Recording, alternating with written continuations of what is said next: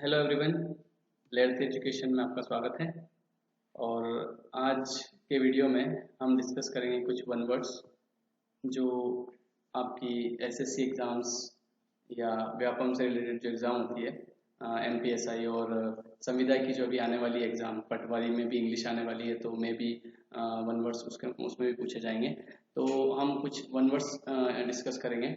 और ये जो वन वर्ड्स वाले क्वेश्चन होते हैं एक तरह से स्कोरिंग क्वेश्चन होते हैं, क्योंकि इसमें आपको ज़्यादा मेहनत नहीं करनी पड़ती है और इजीली बस एक या दो बार पढ़ के आप अच्छे से इसमें नंबर कवर कर सकते हैं। अगर आपके इंग्लिश मान लीजिए 30 नंबर की आ रही है और उसमें अगर दो भी मिनिमम दो भी वन वर्ड आ रहे हैं तो आप इजीली उसमें नंबर कवर कर सकते हो, क्योंकि आपको ज़्यादा से ज़्यादा 200 या 250 वन वर्ड्स पढ़ने पड़ते हैं और जिसके थ्रू आप इजीली अच्छे नंबर कवर कर सकते हो। उसमें ज़्यादा टाइम भी नहीं लगता है। बस आप जैसा कि मैंने इस वीडियो में ओनली 10 वन वर्ड्स को लिया है, इससे ज़्यादा मैंने वन वर्ड्स नहीं लिए, क्योंकि अगर आप एक दिन में 10 वर्ड्स भी देखते हैं ओनली, तो इजीली आप एक महीने में 300 वर्ड्स याद कर सकते हैं। तो ये कोई बड़ी बात नहीं होती है, 10 मिनट का टाइम होता है और इजीली आप इस वीडियो को देख के भी यहाँ पे ये 10 वर्ड्स जो हैं ये इजीली याद रख सकते हैं। बहुत से सिंपल हैं, बस आपको एक बार देखने की ज़रूरत होती है, क्योंकि अगर आप इन वर्ड्स को नहीं देखते हैं तो एग्ज़ाम में कन्फ्यूजन होता है।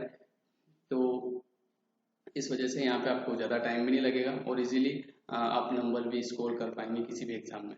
तो चलिए हम स्टार्ट करते हैं फर्स्ट वन वर्ड के साथ में। हमारा जो पहला वर्ड है the person who believes in God, जो गॉड में बिलीव करता है। अब देखिए वहाँ पे जो ऑप्शन आते हैं वो जैसे थिस्ट, एथिस्ट, ओमनीपोटेंट, ओमनीवरस, तो इस टाइप से अलग अलग वर्ड्स आते हैं। तो वहाँ पे अगर ये वर्ड आपने नहीं पढ़ा है तो मे बी आप वहाँ पे कंफ्यूज हो जाएंगे। तो इसलिए इसका जो आंसर है वो बस आपको एक बार देखने की ज़रूरत है। तो चलिए हम स्टार्ट करते हैं। हु बिलीव्स इन गॉड, तो इसको बोला जाता है थिस्ट, और इसका ऑपोजिट होता है who does not believe in God, जो गॉड में बिलीव नहीं करता है, दैट इज कोल्ड एथिस्ट, उसको एथिस्ट कहा जाता है। थिस्ट का मीनिंग होता है आस्तिक एंड एथिस्ट का मीनिंग होता है नास्तिक। चलिए, तो आई थिंक ये दोनों वर्ड आपको अच्छे से क्लियर हो गए होंगे। The person who believes in god that is called theist, and the person who does not believe in god that is called atheist. चलिए हम चलते हैं नेक्स्ट वर्ड की ओर। अगला जो वर्ड है the person who present everywhere. Okay, so who present everywhere that is cold omni present, जो तरफ सब तरफ प्रेजेंट है कोई भी चीज, जैसे एयर है तो वो सब तरफ प्रेजेंट है, तो that is cold omni present. So who present everywhere, that is called omnipresent, and who is all powerful, that is called omnipotent। तो यहाँ पे omni जो है एक रूट वर्ड है जिसका मीनिंग होता है all that means everywhere। so वापस हम चेक करते हैं, who present everywhere, omnipresent, and who is all powerful, omnipotent। चलिए नेक्स्ट वर्ड की ओर चलते हैं। हमारा अगला वर्ड है who looks at the bright side of the things, that means कि who always thinks positive, जो हमेशा पॉजिटिव सोचता है या जो हमेशा ब्राइट सोचता है, तो that is called optimistic.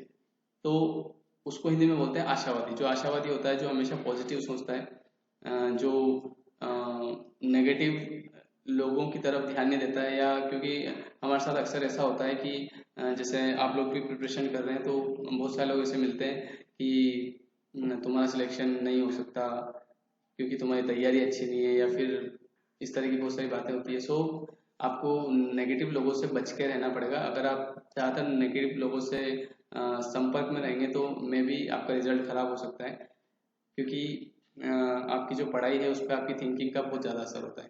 So always be optimistic, हमेशा ऑप्टिमिस्टिक रहिए।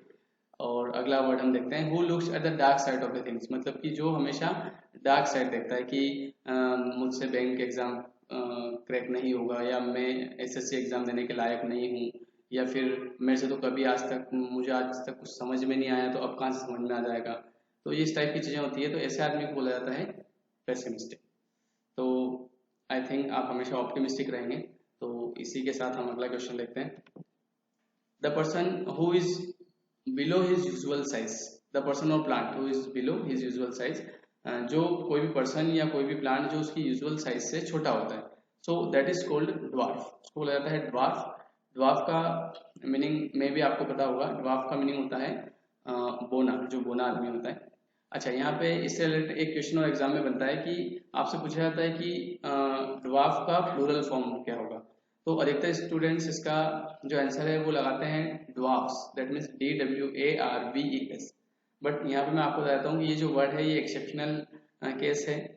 उस वर्ड का जो आपने पढ़ा हुआ है नाउन में कि वाइफ का प्लूरल वाइफ्स बनता है, लीव का प्लूरल लीव्स बनता है, तो ये जो क्वेश्चन है ये उसका एक्सेप्शनल केस है। तो यहाँ पे जो ड्वार्फ है उसमें ओनली एस को ऐड करना होगा प्लूरल बनाने के लिए।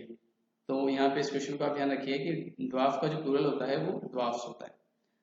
अगला क्वेश्चन है who is very eager to see something, जो किसी भी चीज को देखने के लिए बहुत ही ज्यादा ईगर होता है, बहुत ही ज्यादा एक्साइटेड होता है, तो that is called agog. Agog से मीनिंग होता है उत्सुक, जो the person who is very enthusiastic to see something or who is very eager to see something.